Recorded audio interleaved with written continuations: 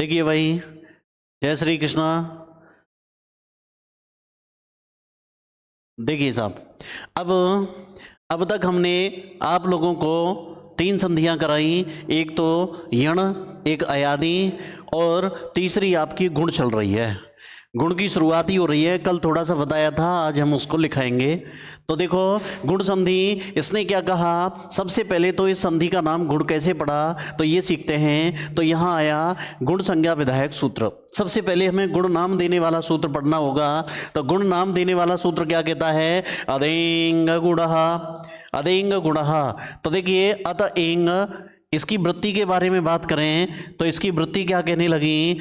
अत एंग च गुण संज्ञः स्यात्, गुण संज्ञः स्यात्। इसने कहा कि भाई अत बोले तो तपरः तत्काल से केवल इसने अपना बोध कराया। यानी अत का मतलब है और इंग में आगे ए और ओ, ये 3 वर्ण गुण के नाम से जाने जाते हैं। अब ये इतना सीखने के बाद के आचार्य ने ये कहा कि भाई 3 वर्ण यानी अ ए ओ, ये 3 वर्ण जो अभी यहाँ बताया है, ये तीनों के तीनों गुण के नाम से जाने जाते हैं। पहले तो इनका नाम रखा गुण, कि ये 3 वर्ण गुण के नाम से जाने जाते हैं। फिर इतना सीखने के बाद फिर हमने कहा कि भाई फिर गुण संधि करने वाला सूत्र आया आद गुण। और आद गुण सूत्र क्या कहने लगा कि आ के बाद में कोई भी अच आ जाए तो वहां गुण संधि हो जाती है। इसकी वृत्ति में स्पष्टतः कहा गया कि अवर्णात् अचिपरे पूर्व परयो गुणादेशः स्यात्। अवर्णात् यानी इसने कहा यदि अवर्ण के बाद में, अब यहाँ विधीयमान गुण है और अवर्ण यहाँ अविधीयमान है, तो इसने छोटे बड़े दोनों का ज्ञान कराया। तो अवर्ण से मतलब है आ या बड़े आ के बाद में अचि परे कोई भी अच विद्यमान हो तो पूर्व प्लस पर दोनों के स्थान पर एक आदेश हो जाता है। मैं ऐसे कह दूं, गुण एकादेशः स्यात्, गुण एकादेशः स्यात् पूर्व प्रयो गुण एक गुणैकादेशः, गुणैकादेशः स्यात्, गुणैकादेशः स्यात्। अरे अवर्ण के बाद में कोई भी अच बाद में बैठा हुआ हो अवर्ण के बाद में, तो पूर्व प्लस पर के स्थान पर एक गुण आदेश होगा। अब बन के गुण कौन सा आदेश होगा गुरुजी? अरे भाई, इन दोनों की जगह पे जो अभी कहा था ना हमने कि आ ई ओ, ये 3 वर्ण गुण के नाम से जाने जाते हैं। इनमें से परिवर्तन होना शुरू हो जाएगा। जब इनमें से परिवर्तन होना शुरू हो गया तो संधि का भी नाम गुण संधि पड़ेगा। ठीक है गुरुजी। देखो, इसने कहा अवर्ण के बाद में कोई भी अच हो तो अवर्ण हमारा आ है और अच में आपके ये 9 वर्ण आ गए जो ह्रस्व दीर्घ दोनों ही भेदों का ज्ञान कराएंगे। तो अ ई उ रील री ए ओ ऐ औ, अच प्रत्याहार आ गया। अब यहाँ एक बात पैदा होती है, क्या गुरुजी आ के बाद में इनमें से कोई भी अच हो तो क्या गुण हो जाएगा? मन की ठहरिए, अब थोड़ा सा अब हमें ये खुद निकालना पड़ेगा कि अवर्ण के बाद में अवर्ण आ गया, आ के बाद में आ गया, तो ये दीर्घ संधि का विषय है। यहाँ केवल दीर्घ संधि होगी और दीर्घ संधि होगी तो ये अपवाद किसका बन गया? गुण का। अब दूसरा बिंदु निकल के आया, क्या गुरुजी आ के बाद में एच प्रत्याहार आ जाए तो वहां भी गुण संधि होगी क्या? नहीं भाई, आ के बाद में एच आ गया तो सूत्र आएगा वृद्धि रेचि। वृद्धि रेचि वो सूत्र कहता है अवर्णात् एचि परे पूर्व प्रयो वृद्धि एकादेशः स्यात्। वृद्धि रेचि सूत्र आएगा और वृद्धि रेचि सूत्र से यहाँ संधि कौन सी हो जाएगी? वृद्धि संधि। और संधि ये वृद्धि का विषय है, ये वृद्धि संधि का विषय है कि आ के बाद में एच आ गई तो संधि वृद्धि होगी, तो ये भी किसका अपवाद बन गया? गुण का। तो स्पष्टतः कहा जा सकता है कि अरे भाई, दीर्घ संधि के आ वाले उदाहरण जिनमें दीर्घ आ होता है, जैसे दैत्यारी, विद्यालय, देवालय आदि, और वृद्धि संधि की पूरी वृद्धि संधि, वृद्धि तो पूरी की पूरी हो गई, और दीर्घ संधि के केवल आ के उदाहरण, आ के बाद में आ गया तो दीर्घ का विषय है, गुण नहीं होगी। और बड़ा विषय, अच्छा एक बात ये समझे कि बड़ा विषय अगर बहुत बड़ा विषय होता है ना, विद्वानों ने कहा कि कोई बड़ी बात हो, हमें होल सारी बात बतानी हो लगभग, तो वो उत्सर्ग कहलाता है। उत्सर्ग कहलाता है। और अगर हमें छोटा विषय उसमें से निकाल करके अगर कोई छोटी एक आध बात अलग से विशेषतः बतानी हो तो छोटा विषय अपवाद कहलाता है। छोटा विषय अपवाद के नाम से जाना जाता है, अपवाद, अपवाद के नाम से जाना जाता है। तो गुण संधि एक बृहद विषय हो गया कि आ के बाद में अच परे हों तो दोनों की जगह गुण करो, बृहद विषय हो गया। अब इसमें से नियम निकाले गए, आ के बाद में आ आया तो संधि दीर्घ होगी और अपवाद गुण का हो गया। आ के बाद में एच आ गए तो संधि वृद्धि होगी, अपवाद गुण का हो गया। अर्थात पूरी की पूरी वृद्धि संधि गुण का अपवाद है और दीर्घ संधि के केवल आ के उदाहरण ही भाई गुण के अपवाद होंगे। अब नेक्स्ट आगे की बात करें, आगे के अंतर्गत देखेंगे तो देखो भाई, इसने कहा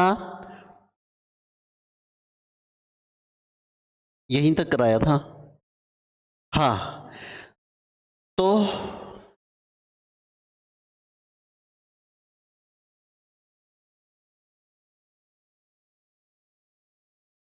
चलो देखिए, अब बात करें कि इस तरीके से हम समझ गए। हालांकि एक पेज और था और उन्होंने का भी उल्लेख किया था हमने।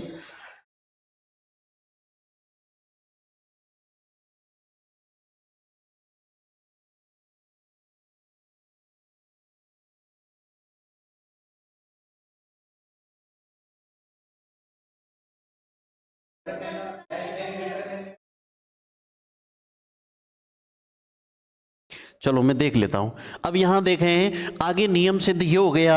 हमने इस पेज में तो ये देखा, देखो इसमें जो दिखाया गया है इसके अंतर्गत ये बताया कि आदि गुण सूत्र ये कहता है कि अवर्ण के बाद में कोई भी अच परे हो तो दोनों के स्थान पर गुण होगा। ठीक भाई, आगे उदाहरण गुण के यानी संधि तो दीर्घ होगी, अपवाद गुण का बनेगा।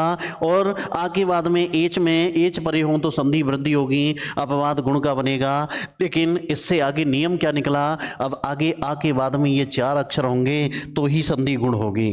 ठीक भाई, तो देखें अब स्पष्टतः कहा गया कि यदि आ या बड़े आ के बाद में ई उ रील री छोटे हों या बड़े, ई ओ री और री, अगर ये छोटे हों या बड़े आगे बैठे हुए हों तो आ के स्थान पर क्या होगा, तो देखते हैं।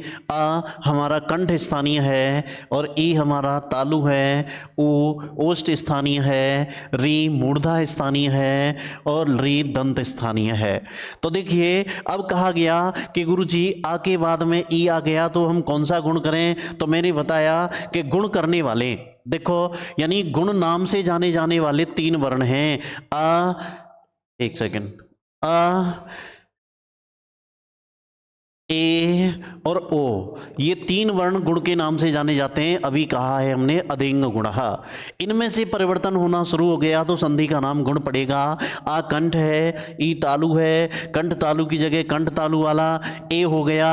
और आ कंठ है, ऊ ओष्ठ है, कंठोष्ठ की जगह कंठोष्ठ गुण हुआ तो उत्तर आया ओ। ठीक वहीं अब आ कंठ है, री मूर्धा है, कंठ मूर्धा की जगह हमें कंठ मूर्धा वाला गुण चाहिए। तो देखिए अब हमारे पास कंठ वाला तो है तो हम कंठ वाला लिख लेते हैं। एक उरण रप्रहा सूत्र आता है, वो ये कहता है इस री के स्थान पर मूर्धा वाले के स्थान पर मूर्धा वाला रहा करिए, और इस आ के बाद में अगर री आ जाए तो भाई कंठ वाला गुण तो आ हो गया और उरण रप्रहा की सहायता से इस री के स्थान पर ला हो गया। ठीक भाई, इस तरीके से सिद्ध हुआ कि भाई गुण संधि की क्या परिभाषा बनेगी।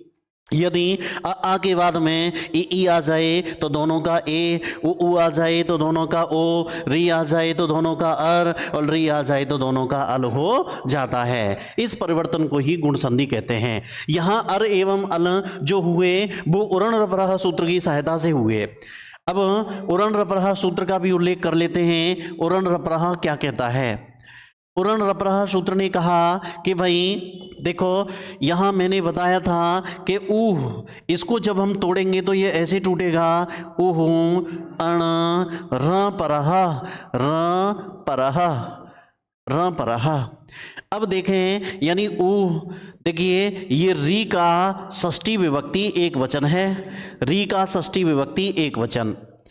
अब री का षष्ठी एक वचन कैसे है, इस बात के बारे में भी बताया था कि री सब जिस शब्द के अंत में लगा हुआ है उससे आप पहचान सकते हो। जैसे पितरी शब्द है और पितरी का हम रूप बनाएंगे तो पिता, पितरम, पित्रा, पित्रे, पितुः, पितुः, पितरी, पितुः, पितरी। अब यहाँ हमें केवल री के रूप निकालने हैं तो त्रि, पितरी में से री हटाओ यानी पित को हटा करके जो शेष बचेगा वो री का रूप है। ये प्रथमा एक वचन से और सप्तमी के एक वचन तक के रूप है। एक वचन ही एक वचन, प्रथमा एक वचन, द्वितीया, तृतीया, चतुर्थी, पंचमी, षष्ठी और सप्तमी। अब पिता में से री का रूप निकल के आया आ, अरम, रा, रे, ओ, अरी, ठीक है ना, अरी।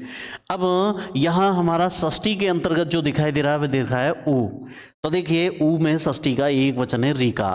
अब इस सूत्र का अर्थ क्या निकलेगा, ऊ यानी री के स्थान पर, री के स्थान पर अण प्रत्याहार, अण प्रत्याहार, प्रत्याहार र परे वाला हो जाता है, र परे वाला हो जाता है, हो जाता है, हो जाता है, ठीक है भाई, र परे वाला हो जाता है। ये जो र दिखाई दे रहा है, अब इस र प्रत्याहार में कौन कौन से वर्ण आएंगे तो ये बात देख लेते हैं। र प्रत्याहार, र प्रत्याहार में मैं ऐसे कह दूं र बोले तो र धन अ। अब इसमें रा से यानी अयुण, रिलिक यानी अयुण, ठीक है, अ ई ऊण, रील री क, ए ओंग, ऐ औ च, ह य व र, है ना। ये वाला देखें माहेश्वरों में ह य व र ट ल ण, ठीक भाई। अब देखो यहाँ लण में आ दिखाई दे रहा है इत संज्ञक, ठीक है ना, आ की संज्ञा करते हैं ना। अब यहाँ देखो रा से लेके आ तक के अक्षर, एक तो रा हो गया और एक ला हो गया। रा से आ तक दो अक्षर आ गए, एक र और एक ला। तो देखिए इसमें दो अक्षर आए र और ला, यानी र प्रत्याहार, देखो र प्रत्याहार में दो अक्षर आए र और ला। अब इस सूत्र का अर्थ क्या निकलेगा कि आप गुण या वृद्धि संधि करने जा रहे हों तो उस री के स्थान पर अण प्रत्याहार। अब अण प्रत्याहार में तीन अक्षर आते हैं, देखो अण बराबर अ ई ओ। इसने कहा यहां अण प्रत्याहार र परे वाला हो जाएगा, अर्थात गुण संधि का विषय है। और जहां कहीं भी उस गुण के आ के बाद में अगर री और री दिखाई दे रही हो तो उस इसको तो कर देंगे अर और इसको कर देंगे अल। अगर ई के बाद आएगा तो इधर करेंगे इर और इधर करेंगे इल। अगर इसके बाद आएगा तो इसको करेंगे उर और इसको कर देंगे उल। इस तरीके से इसका अर्थ होगा। अब हमारे लिए गुण संधि में केवल आ के बाद ही री और री देखे जाते हैं, ई और ऊ के बाद नहीं देखे जाते हैं। तो हमारे लिए केवल यही विषय बनेगा संधि का, ठीक भाई, यही विषय बनेगा हमारे लिए कि भाई आ के बाद में अगर री दिखाई दे जाए तो हम अर और अल कर देते हैं। अब बन के गुरुजी इसने तो केवल री की बात कही है, री की बात थोड़ी कही है कि री के स्थान पर अल कर दो। अरे भाई आचार्य कहने लगे कि आचार्य कात्यायन तो पहले ही री और री की सवर्ण संज्ञा कर चुके थे। री कह दें तो 30 भेद गिने जाते हैं कि नहीं गिने जाते, री कह दें तो 30 भेद गिने जाते हैं, और अलग अलग कहे तो री के 18 और री के 12। अब आचार्य ने केवल री कहा है तो री के 30 भेदों का ज्ञान करिए, ठीक है ना। और री के 30 भेदों का ज्ञान किया तो री और री एक ही खानदान के हो गए कि नहीं हो गए। तो उरण रपरह सूत्र ने कहा कि उस री के स्थान पर, ये भी री है और ये भी री है, इस री के स्थान पर अगर अण प्रत्याहार के बाद ये तुम्हें दिखाई दे रहे हैं तो रा परे वाला कर दो, अर्थात उस मूर्धा वाले की जगह मूर्धा वाला रा करना और दंत वाले की जगह दंत वाला ला कर देना, अर और अल। अब स्पष्टतः हमें पता लग गया गुण संधि कहाँ होती है। यदि आ के बाद में, ठीक भाई, यदि आ के बाद में ऐसे कल के निकल के आ जाएगा, आ के बाद में अगर ई दिखाई दे जाए तो दोनों के स्थान पर क्या करेंगे ए। दूसरा नियम, आ के बाद में छोटा ऊ या बड़ा ऊ दिखाई दे जाए तो दोनों के स्थान पर होगा ओ, और आ के बाद में यदि तुम्हें री दिखाई दे जाए तो दोनों के स्थान पर करेंगे हम अर, और आ या बड़े आ के बाद में अगर तुम्हें री दिखाई दे जाए तो दोनों के स्थान पर करेंगे अल। इसकी वृत्ति में देखो, इसकी वृत्ति में ये जो वृत्ति तुम्हें दिखाई बताई थी मैंने आधगुण सूत्र के अंतर्गत, तो आधगुण सूत्र में मैंने कहा अवर्णात अचिपरे पूर्व प्रयोग गुणादेशः स्यात्। इसके उदाहरण के लिए देखें, जैसे आ और ई है, आ और ई की जगह पे ए कहाँ होता है, कोई भी उदाहरण ले लें। जैसे उदाहरण के लिए हमने कहा रमेशः, इसका ले लिया। जैसे एक तरीके से सूर्योदयः, सूर्योदयः, और इसका ले दिया हमने री का, जैसे कृष्णार्धी, कृष्णार्धी, और री का दे दिया हमने तवलकारः, तवलकारः। ये उदाहरण इसके हो गए। अब उदाहरणों में देखें,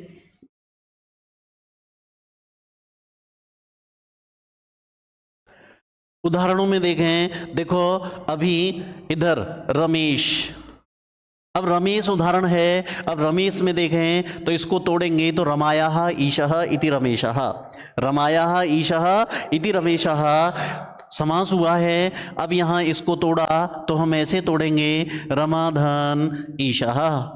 ठीक भाई, रमा में क्या है आ, ईस में ए, आ और ई मिलके क्या होंगे ए, ठीक है ना।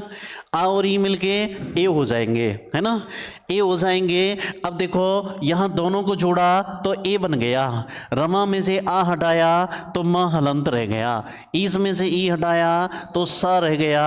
अब जब हम जोड़ेंगे तो माँ में ए की मात्रा लगाएंगे रमे, और पीछे है स, बन गया रमेशः। आ और ई मिलके ए होते हैं। ठीक भाई, अब बात आती है, अगला उदाहरण दिया हमने सूर्य धन उदय। सूर्य, सूर्य में क्या है आ, उदय में ऊ, आ और ऊ मिलकर के गुण संधि के नियम से हो जाएंगे ओ, ठीक है ना, ओ ही तो हो रहे, आ और ऊ मिलके ओ हो रहे हैं। अब यहाँ सूर्य में से आ निकला तो आपका यह हलंत, और उदय में से ऊ हटाया तो दय बचा है, और जब हमने जोड़ा तो सूर्यो, और पीछे है दया, ये बन गया सूर्योदय। अगला उदाहरण री का आया कि आ के बाद री आ जाए तो उनके स्थान पर अर हो जाता है। ठीक भाई, अब जैसे उदाहरण के लिए कहा हमने कृष्णस्य रिद्धि, अरे कृष्ण भगवान की समृद्धि, ठीक, समास हो गया है कृष्णस्य रिद्धि।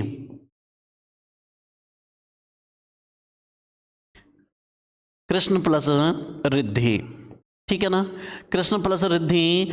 अब देखो कृष्ण, कृष्ण में आ है, अंत में रिद्धि में पहला स्वर री है, आ और री मिलके क्या हो जाएंगे अर, अर हो जाएंगे। अब ड़ में से आ निकाला तो यहाँ ड़ हलंत रह गया, और रिद्धि में से री हटाया तो पीछे ये बैठा है, और जब हम जोड़ेंगे तो देखो कृष्ण, ड़ में तो आ मिला दिया और आधा रा अगले वाले की खोपड़ी पे जाता है, धी, ठीक है ना, कृष्णर्धी, ठीक है ना। अरे आ और री मिल करके अर हो जाते हैं। अगला उदाहरण आया, आ और री मिल के अल होते हैं, और उस जगह हमने उदाहरण दिया था तब प्लस रीकारः, तब प्लस रीकारः, रीकारः, रीकारः। वह में क्या है आ, रीकार में री है, आ और री मिल करके हमने पढ़ा है कि आ और री मिल करके अल हो जाते हैं, ठीक है ना, आ और री मिल के अल बन जाते हैं, अल हो जाते हैं। चौथे नियम से वह में से आ निकाला तो वह हलंत, रीकार में से री हटाया तो कार आपका बैठा है, और जोड़ा हमने तो तवलकारः, ये बन गया तवलकारः, ठीक है ना। और आगे चलें, देखो ई के उदाहरणों में जैसे विकल, विकल प्लस इंद्रियः, विकल धन इंद्रियः, विकल धन इंद्रियः, गुणाका धन ईशः, राका ईशः, गजेंद्रः, उपेंद्रः, परोपकारः, परोपकारः, जलोर्मी, जलोर्मी, गंगोर्मी, गंगोर्मिः, तवलदन्तः, तवलदन्तः, तवलकारः, चलो ममलकारः, ममलकारः, माललकारः, माललकारः, ममलदन्तः, दन्तः, ममलदन्तः, बसंतर्तो, वसंतर्तो, वर्षर्तो, ग्रीष्मर्तो, ग्रीष्मर्तो बन जाएंगे। चलो इनको देख लेते हैं पहले। देखिए भाई, विकल्प प्लस इंद्रिय, अन्य उदाहरण और दे देंगे। तो विकल धन इंद्रिय, ल दिखाई दे रहा है और ला के बाद में ई दिखाई दे रहा है, यानी ल में आ है और इंद्रिय में ई है। आ और ई मिलकर के ए बनेंगे और विकल का हो जाएगा विकले। क्या बनेगा? विकले। इसको हटाइए और आगे वाला लिख दीजिए विकलेंद्रिय। ठीक है ना, विकलेंद्रिय। अब गुणाका में कौन है? आ, इधर है ए, आ और ई मिलके ए बनेंगे। इसका मतलब है गुणाका, गुणाका के का में ए की मात्रा लगा दीजिए, दोनों मिलके ए बनते हैं, यानी का में ए की मात्रा लगाया तो गुड़ा के, और इसको हटाते हुए सा लिख दीजिए गुड़ाकेशः। राका, राका कहते हैं रात्रि, रात्रि के स्वामी यानी चंद्रमा जी, राकेशः। अब राका में आ है, ईस में ई है, आ और ई मिलकर के ए बन गए, का में ए की मात्रा लगा दें राके, और इसको हटाते हुए, क्योंकि दोनों की जगह पे ही तो किया है हमने, अब ए हटाते हुए और आगे वाला लिख देंगे राकेशः। अब देखो गजेंद्र, गजानाम इंद्र इति गजेंद्र। अब गज में आ है, ठीक। अब देखो इसमें आ और ई मिलकर के ए बने हैं, आ और ई मिलकर के ए बने हैं, तो गज धन इंद्र, तो गज प्लस इंद्र। आपको यदि मध्य में ए और ओ की मात्रा दिखाई दे जाए तो थोड़ा सा विक्षेद के बारे में सोचेंगे। गज इंद्र, गजेंद्र, दोनों की जगह पे ए। उपेंद्र, इंद्र का छोटा भाई उपेंद्र, भगवान विष्णु उपेंद्र। अब देखो उप धन, अरे उप यानी आ और ई मिलके ए होते हैं, ये तो निश्चित है। अब उप हटा दिया तो 100% आगे ई आएगा। और एक बात ये ध्यान रखें, अगर कोई महिला विशेष है तो ही बड़े के बारे में सोचेंगे, अन्यथा छोटे से करेंगे सब कुछ। तो देखिए आगे पर, अब परो बन रहा है तो ये निश्चित है कि ओ आ प्लस ऊ से होता है, ठीक है ना। आ ऊ से ओ बनता है, तो पर लिख दिया तो निश्चित रूप से आगे छोटा हुआ आएगा, ठीक है ना। उपकारः, परोपकारः। अब देखो जलोर्मी, जल, अब जल में आ है और ओ आ और ऊ से बनता है, लेकिन ऊर्मी शब्द लहर है, लहर, लहर आ रही है, तो जल, जलधन ऊर्मी, जलधन ऊर्मी, जलोर्मी। अब गंगा मैया है, अब गंगा की लहर, गंगायाः ऊर्मी इति गंगोर्मी, षष्ठी तत्पुरुष। अब गंगा शब्द स्त्रीलिंग है तो गंगा प्लस ऊर्मी, गंगोर्मी। अब देखो तवल, आवाज आ रही है हमें तवल। अब तवल में देखो तब प्लस ल, रीदंतः, रीदंतः, तवलदंतः। मम प्लस रीकारः, ममलकारः, ममलकारः, ममलकारः। माललकार, अब मालल, मालल, माला, माला शब्द स्त्रीलिंग है, इसे हम तोड़ेंगे तो माला प्लस रीकारः, ठीक है ना।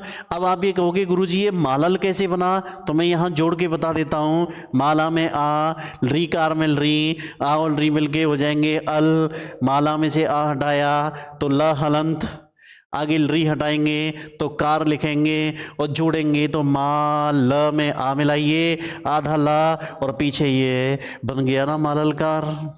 ठीक है ना। देखिए अब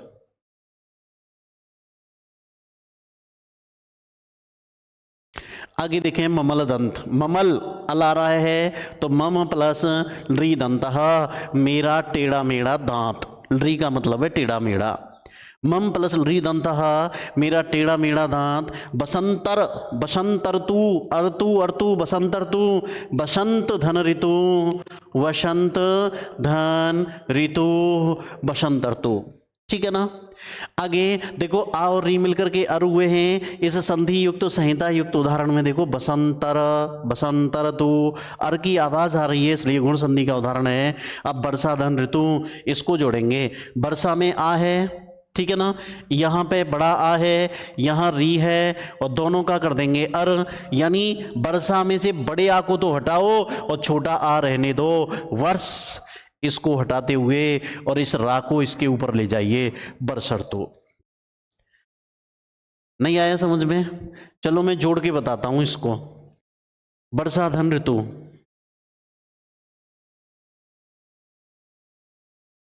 देखो वर्षा प्लस ऋतु, ठीक है ना। अब देखो वर्षा में आ है और ऋतु में तुम्हें री दिखाई दे रहा है, आ और री दोनों के स्थान पर कर देंगे अर, वर्षा में से बड़ा आ हटाया तो श जो तुम्हें दिखाई दे रहा है हलंत रह गया, इसमें से री हटाइए क्योंकि दोनों की जगह पे ही तो किया है हमने अर, अब इसको हटाएंगे तो जोड़ेंगे तो सा में आ मिलाइए वर्ष, इस रा को इसके ऊपर लगा दीजिए और ये बन गया बरसरतु। ठीक है ना, कोई दिक्कत? अब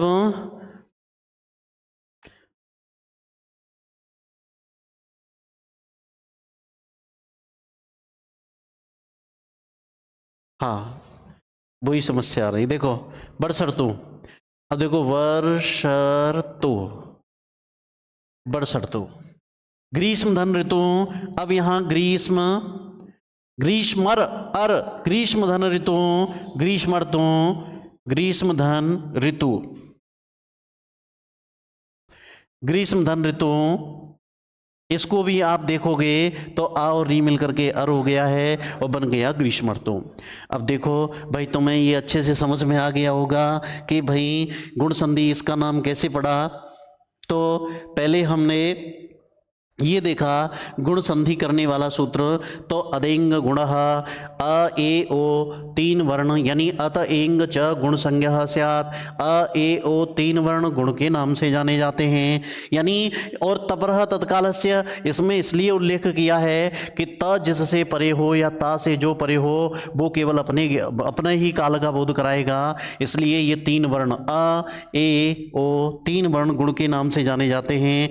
फिर कहा कि भाई आध गुण सूत्र आया कि अवर्ण के बाद में अच विद्यमान हो तो गुण संधि हो जाती है, लेकिन किसी वन ने कहा विद्वान ने क्या आ के बाद आ जाएगा तो गुण होगा, मन के नहीं, अगह सवर्णे दीर्घः ये तो दीर्घ का विषय है और गुण का अपवाद है।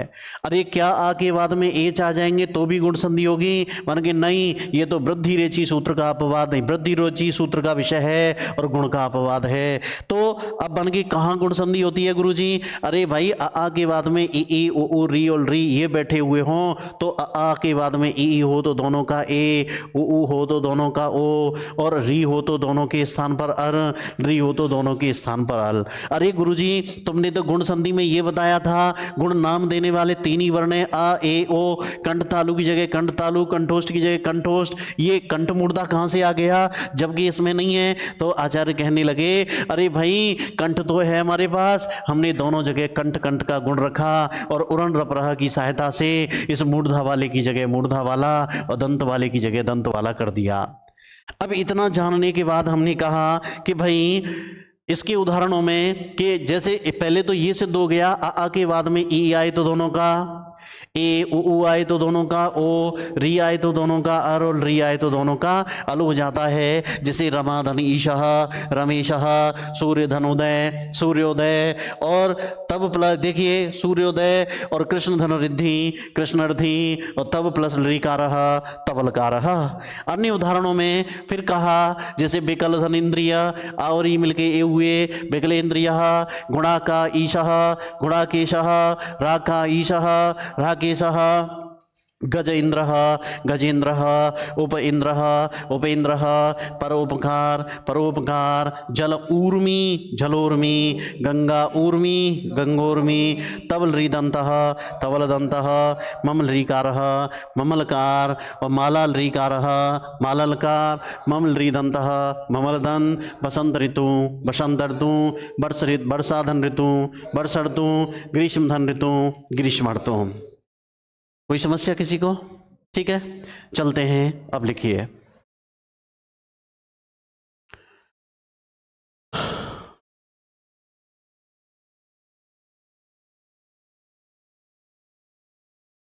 लिखें गुण संधि।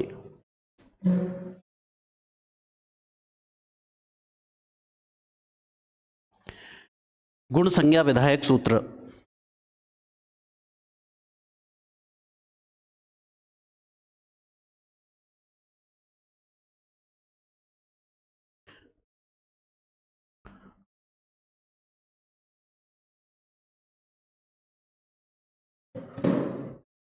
अदेंग गुण, इसकी वृत्ति लिखेंगे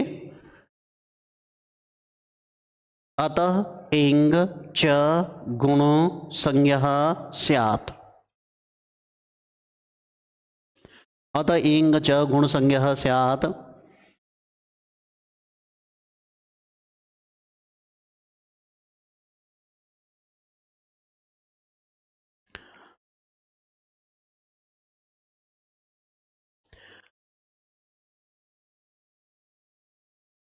लिखें अ ए ओ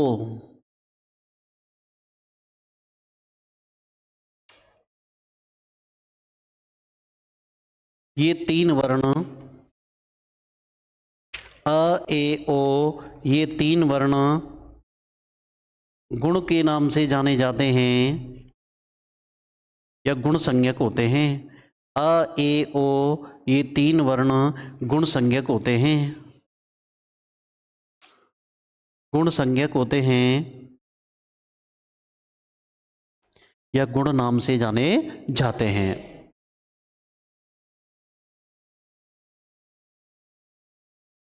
लिखो, इसको नोट डाल के लिख दो तपरः तत्कालस्य को।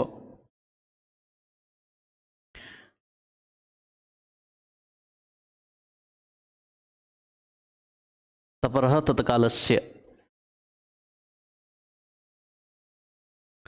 जो तपर होता है, जो तपर होता है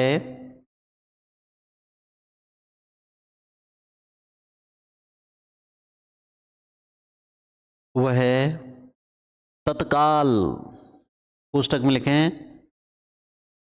अपने ही काल का, समकालस्य संज्ञा से आत, जो तपर होता है वह तत्काल,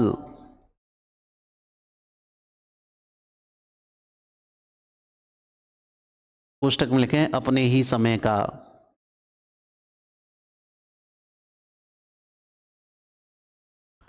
अपने ही काल का, काल लिखना है यहां पे, अपने ही काल का, पुस्तक बंद कर दो, ज्ञान कराता है। जो तपर होता है वह अपने ही काल का ज्ञान कराता है।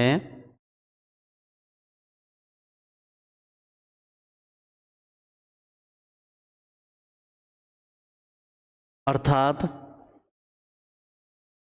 तपर बराबर, तपर बराबर त जिससे परे हो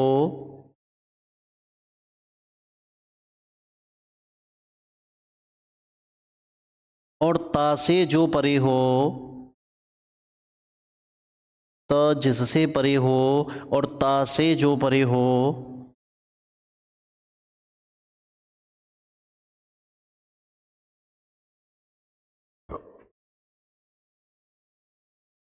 वह तपर कहलाता है। त जिससे परे हो या ता से जो परे हो वह तपर कहलाता है। और मैंने ये बताया कि तपर तपर कौन होता है? जो तपर होता है वह अपने ही काल का ज्ञान कराता है।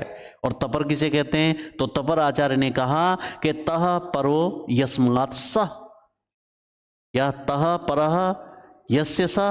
तो यानी त जिसका यानी त जिसके बाद है और तह परो यस्मात् सः, और त जिसके बाद बैठा हुआ है, या तो त जिसके बाद है और या ता से जो बाद में है, वो दोनों तपर कहलाएंगे। ता जिससे परे है या ता से जो परे है। जैसे यहां पर अदेंग जब हम तोड़ेंगे, देखो यहां अत धन एंग, अब यहां आ के बाद तो ता है और ता के बाद एंग है कि नहीं है? तो यहां तपर हो गए, और तपर कौन हो गए? आ और एंग दोनों ही तपर हो गए। एंग में तो दो अक्षर आते हैं, ए और ओ, और अत में केवल आ। और जो तपर होता है वो अपने ही काल का ज्ञान कराता है। आ ह्रस्व है तो केवल ह्रस्व आ, ए और ओ केवल दीर्घ हैं तो केवल ए और ओ। यहां प्लुतों का ज्ञान नहीं होगा, इसके ह्रस्व दीर्घ एवं प्लुत का ज्ञान नहीं होगा। इसमें तो ह्रस्व होते ही नहीं है दोनों में। तो तपर से मतलब है केवल अपना ही काल। ह्रस्व से यानी छोटा आ और दीर्घ ए और ओ तीन वर्ण गुण के नाम से जाने जाते हैं। यह है कहने का मतलब। तो लिखें यहां पर अ एवं एंग दोनों ही तपर हैं। यहां पर अ एवं एंग दोनों ही तपर हैं।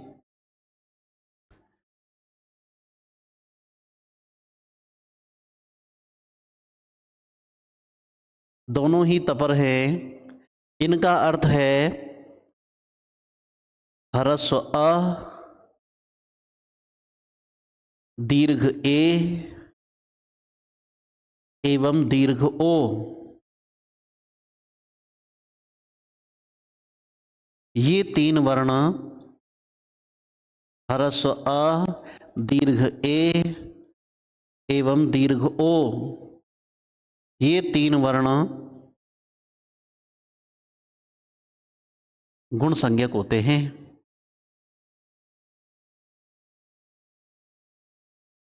ठीक है।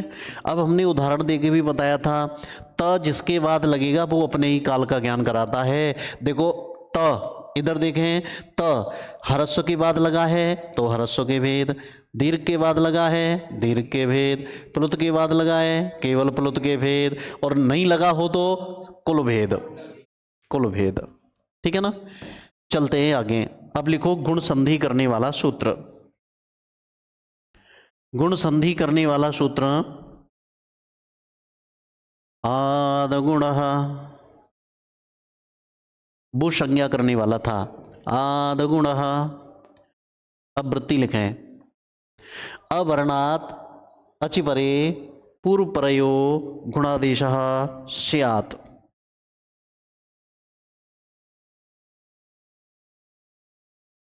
गुणादेश स्यात्। इसके बाद देखो, अवर्णात् अचिपरे पूर्व प्रयोग गुण एकादेश स्यात्, इतना लिखने के बाद इन उदाहरणों को लिख दो। वैसे वृत्ति में उपेंद्र गंगोदकम कृष्णार्धी तवलकार, ये उदाहरण दिए गए हैं, कोई बात नहीं है, अब लिख दो। यहां से आगे लिख देना रमेश सूर्योदय, प्रत्येक के बाद पूर्ण विराम लगाते हुए रमेश सूर्योदय कृष्णार्धी तवलकार, यहां डबल विराम करेंगे। ये वृत्ति हो गई संपन्न।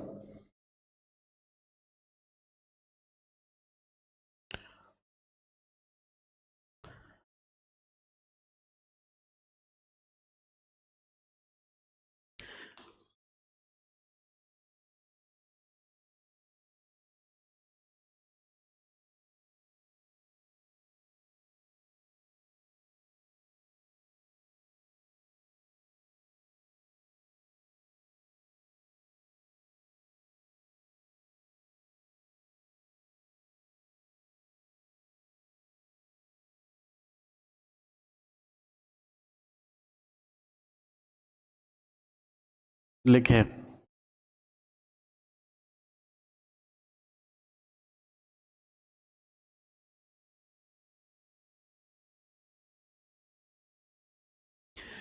अवर्णात अचपरे पूर्व प्रयोग गुण एक आदिशः स्यात्, वो उदाहरण लिखेंगे। और ये तो इसलिए बताया था मैंने कि आ के बाद में अच हों तो उनकी जगह पे कौन सा गुण करें। ये तो केवल ये कहता है गुण कर दो, बन की कौन सा गुण करें, इनमें से करना है। अच्छा देखो कौन से गुण करें, तो देखेंगे यहाँ पे, यानी आ में से करेंगे, ए में से करेंगे और ओ में से करेंगे, ठीक है ना। इन तीन गुणों में से करेंगे। ओके, बहुत अच्छे, क्षम्यताम। आगे लिखें।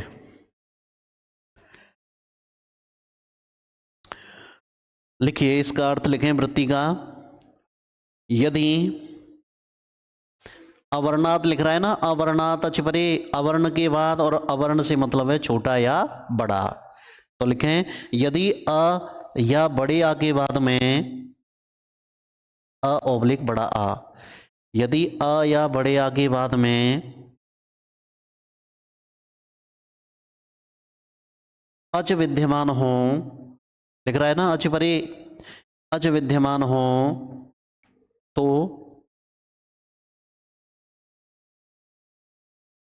पूर्व प्लस पर वर्ण के स्थान पर, पूर्व प्लस पर वर्णों के स्थान पर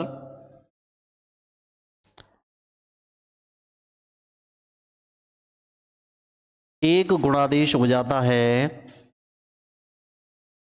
पूर्व प्लस पर वर्णों के स्थान पर एक गुणादेश हो जाता है, दोनों की जगह पे एक होता है। यानी हमने वृत्ति में ये सीखा कि अवर्ण के बाद में अच बैठे हुए हों तो दोनों की जगह पे एक आदेश हो जाता है, और वो कौन सा आदेश होगा, गुण। अब हमें ये क्लियर नहीं हुआ कि गुरुजी कौन से अच की जगह पे कौन सा परिवर्तन होगा। अरे भाई इसने तो ये कह दिया कि अवर्ण के बाद में कोई भी अच आगे हो तो दोनों की जगह पे पूर्व प्लस पर की जगह पे गुण कर दीजिए, है ना। तो अब हम निकालेंगे कि अवर्ण के बाद में अवर्ण हो तो ये तो अकह सवर्णे दीर्घः का विषय है, और अवर्ण के बाद एच हो तो वृद्धि रेची सूत्र का विषय है। तो असलियत में तो अवर्ण के बाद में ई उ रील री होंगे तो ही गुण होगा। तो अब लिख लेते हैं नोट में, लिखें, नोट डालें।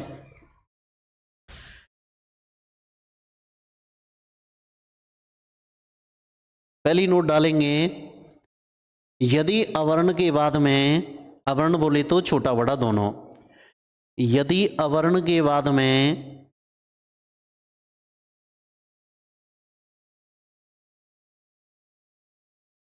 अवर्ण बैठा हुआ हो तो गुण का बाद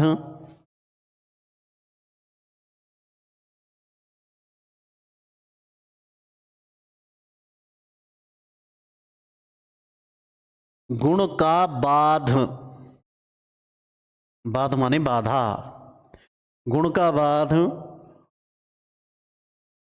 दीर्घ संधि कर देती है, गुण का बाद दीर्घ संधि कर देती है।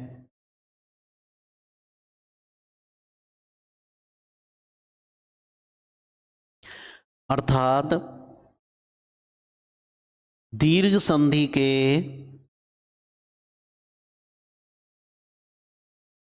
दीर्घ आ वाले समस्त उदाहरण, दीर्घ संधि के दीर्घ आ वाले समस्त उदाहरण गुण संधि के अपवाद हैं।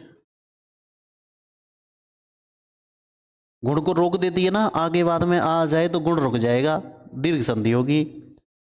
तो आगे जो उदाहरण है ना दीर्घ के, सब के सब गुण के अपवाद हैं। होना गुण चाहिए था, नहीं हो रहा, गुण के अपवाद हैं, ठीक है ना। गुणापवाद अत्र दैत्यारी गुणापवाद संधि दीर्घ। आगे लिखेंगे दूसरा बिंदु, ये वाला, यदि अवर्ण के बाद में, यदि अवर्ण के बाद में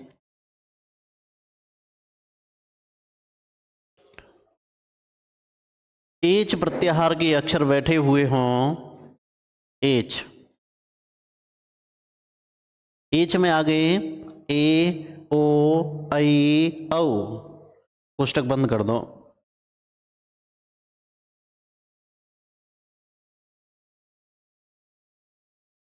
यदि अवर्ण के बाद में एच प्रत्याहार के अक्षर बैठे हुए हों तो गुण का बाध, इस नियम से तो गुण संधि होनी चाहिए थी ना। देखो अवर्ण के बाद में कोई भी अच विद्यमान हो तो गुण कर दो। तो इसने कहा अवर्ण के बाद में एच बैठे होंगे ना, एच, ए, ओंगा, ऐ, औ, च, ये बैठे होंगे तो गुण का बाध, अगली संधि पढ़ेंगे ना वृद्धि संधि, वृद्धि रेची सूत्र कर देता है। ऐसे लिखो, गुण का बाध, बाध माने बाधा, ठीक है ना, रोकना, गुण का बाध वृद्धि रेची सूत्र कर देता है। सूत्र ये लिख रहा, वृद्धि रेची सूत्र कर देता है, वृद्धि रेची सूत्र, या कोष्टक में लिख दो वृद्धि संधि, वृद्धि रेची सूत्र कर देता है।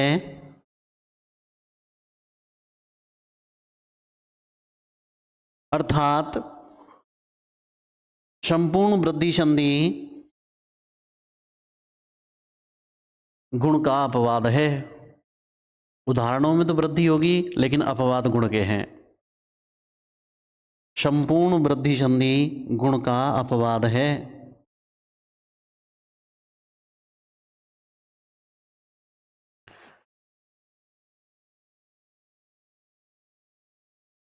निष्कर्ष रूप में कहा जा सकता है, निष्कर्ष रूप में कहा जा सकता है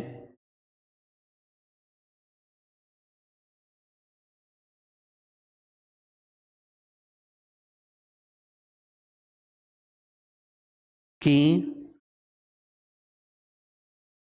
अ या बड़े आ के बाद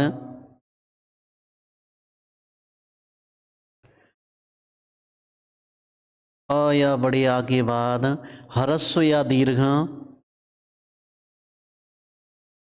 ह्रस्व या दीर्घ ई, ऊ, रील, री परे होने पर ही, ह्रस्व या दीर्घ ई, ऊ, रील, री परे होने पर ही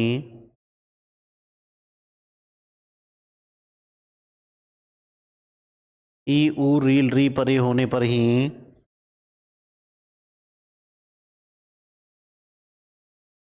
गुण संधि होती है।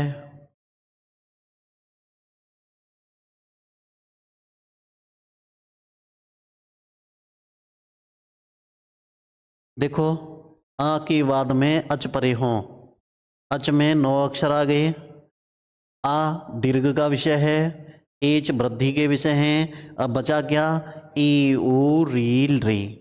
अवर्ण के बाद में ये अक्षर बाद में बैठे होंगे तो ही दोनों के स्थान पर क्या होगा, गुण। क्लियर हुआ, ठीक है ना।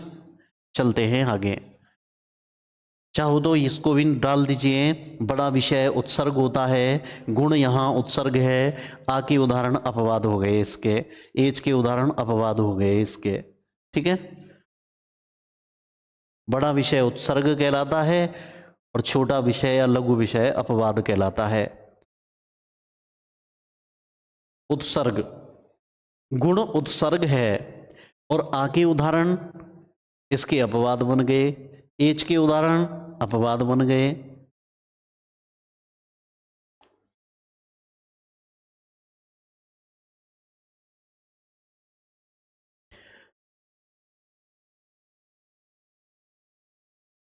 अर्थात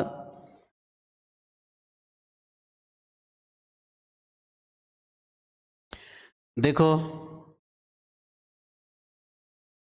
अब ये लिखें, जैसे अब बात आती है देखो आया बढ़िया के बाद ई उ री और री बैठा हुआ हो, समझिए दोबारा से। तो आगे बाद में ई हो तो दोनों का ए, ओ हो तो दोनों का ओ, री हो तो दोनों का अर, री हो तो अल हो जाता है। और अर और अल जो हो रहे हैं यहाँ, री को रा और री को ला करने वाला सूत्र है उरण रप रहा।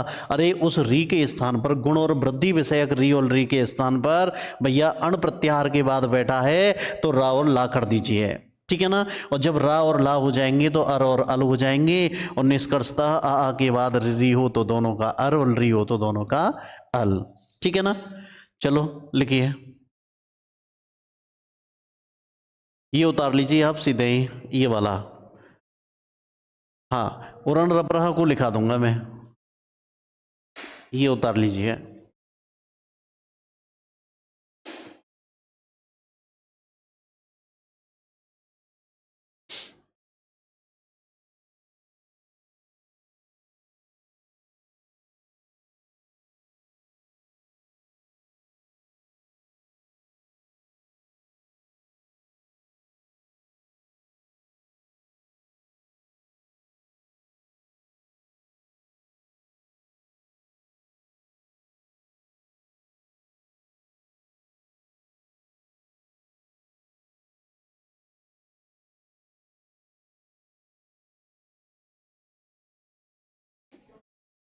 आगे बाद में ये यहां तक लिखना है, 4 पॉइंट लिख दीजिए।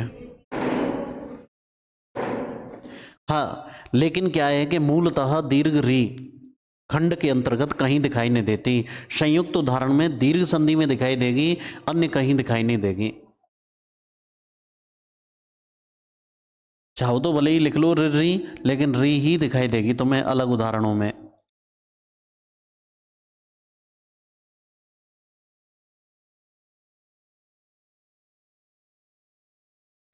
चाहो तो यहां डाल सकते हो, है ना, लेकिन री छोटी ही आती है।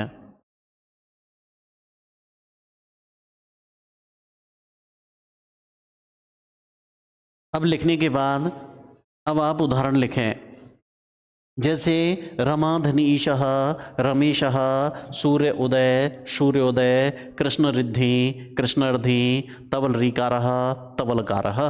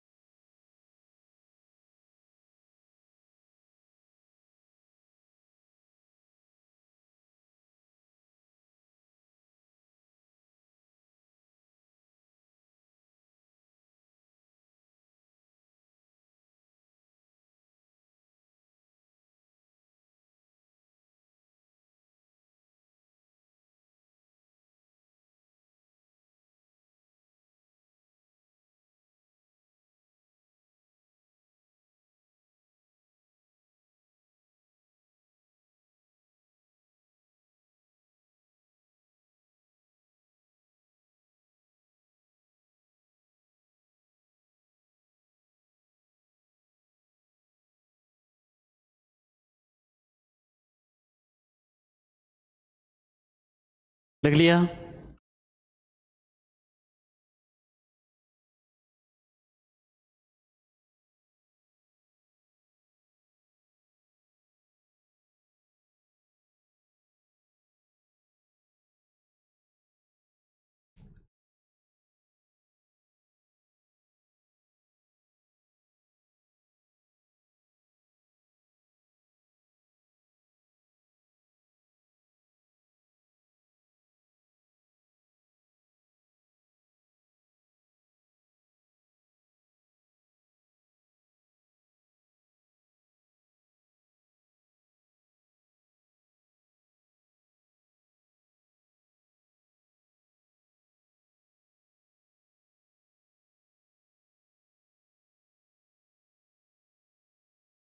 अब लिखेंगे,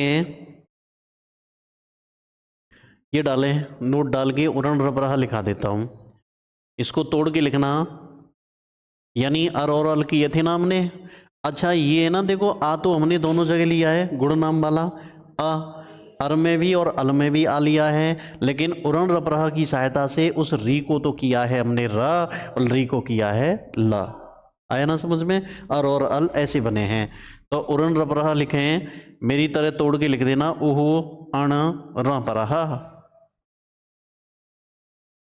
और ऊ के पास लिख देना ये री का षष्ठी विभक्ति एक वचन,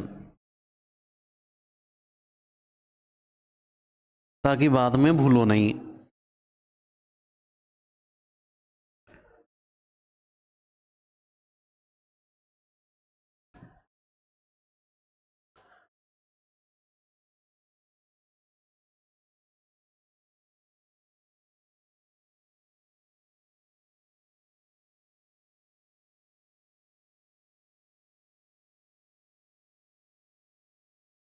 अर्थ लिखें, री के स्थान पर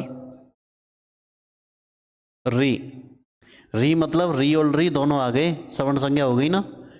तो री के स्थान पर अण प्रत्याहार, कोष्टक में लिख दो अ ई ओ, अण प्रत्याहार र परे वाला हो जाता है।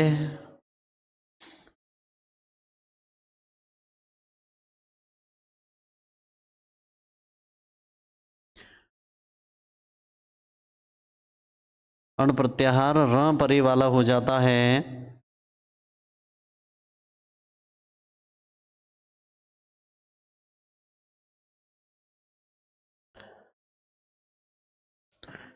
र परे वाला हो जाता है, अर्थात गुण एवं वृद्धि के विषय में, गुण एवं वृद्धि के विषय में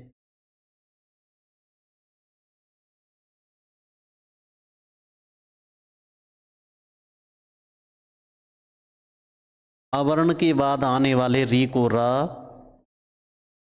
गुण एवं वृद्धि के विषय में अवर्ण के बाद आने वाले री को र तथा री को ल हो जाता है, री को ल हो जाता है।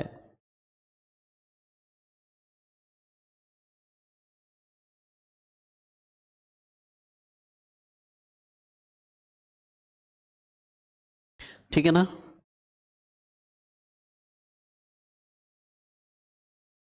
गुण और वृद्धि में आ के बाद ही दिखाई देगा तुम्हें, ई और ऊ के बाद नहीं दिखाई देगा। लेकिन और पढ़ेंगे तो आचार्य कहने लगे ई के बाद भी री दिखाई दे तो इर और इल कर देंगे, ऊ के बाद दिखाई देगा तो उर और उल कर देंगे। लेकिन ये हमारा विषय नहीं है, हमारा विषय आ के बाद है, तो आ के बाद आएगा तो अर करेंगे और अल करेंगे। ठीक है ना। चलिए,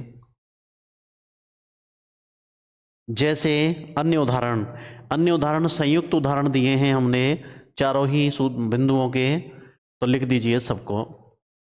अब अभी अन्य और उदाहरण देंगे।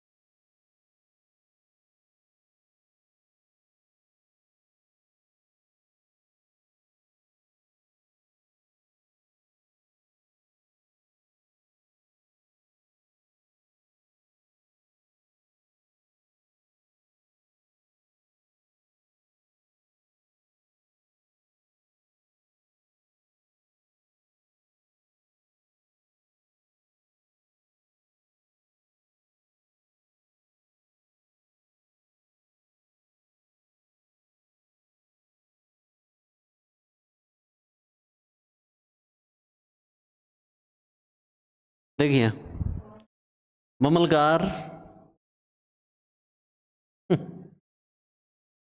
इसको देखिए ममल, ममल है ना, अल जहां दिखाई दे तो आ और री से बनता है, तो मम आ तो हो गया ना। अब अल बना है तो इसका मतलब है री बाद में होगा, तो री का रहा, री का रहा, ठीक है ना। आ और री से अल बनेगा, ममल का रहा।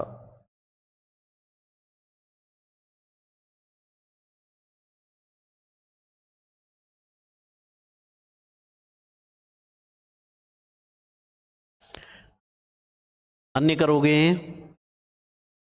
राम प्लस इतिहासः, राम इतिहासः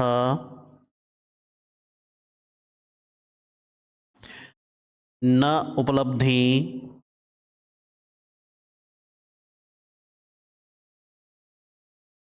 भाष्यकार इष्टि,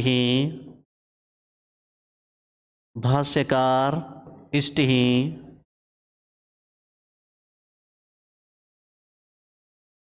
आ उदकांतात,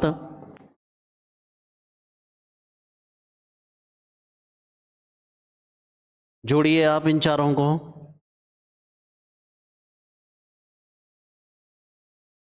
राम इतिहासः न उपलब्धि, भाष्यकार इष्टि और आ उदकांतात।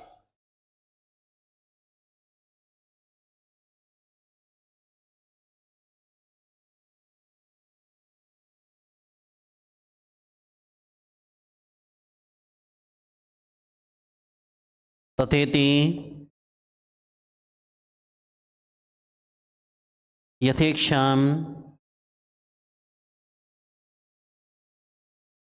यथेक्षम, ये आपको जोड़ना है। ये तो जोड़ने हैं चारों और ये आपको तोड़ना है।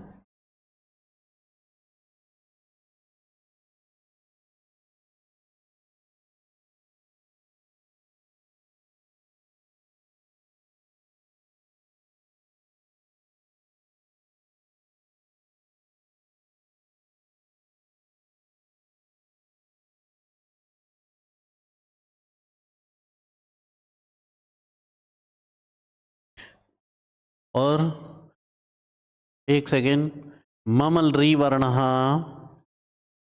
ममलरी वर्ण परम उपकारकः,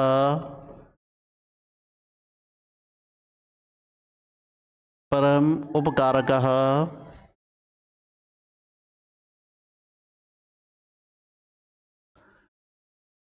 देवधन ऋषि,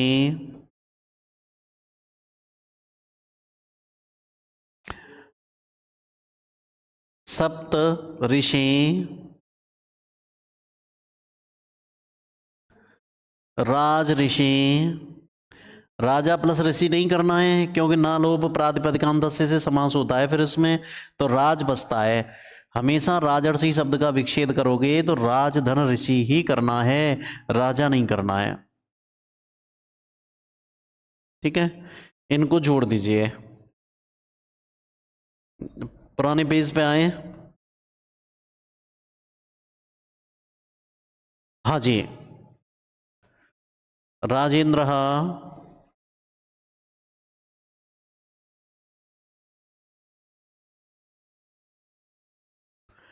अब देखिए इनको किए देते हैं। राम इतिहास, देखिए आ, मैं जोड़ देता हूं, आ और ई से बनेंगे ए, इसका मतलब है आ और ई से ए बन गया, तो माँ में एक ही मात्रा लगा दें, राम ए। अब इस ई को हटा दीजिए, जो आगे बैठा है वो लिख दीजिए तिहासः, और जोड़ के लिखेंगे तो रामे तिहासः। ना में आ है, उपलब्धि में ऊ है, दोनों की जगह ओ करेंगे और बनेगा नो।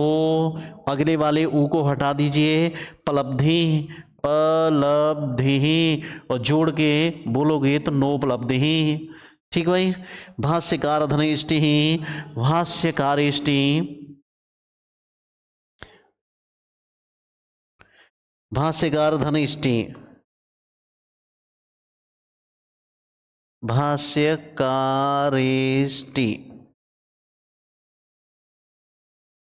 आगे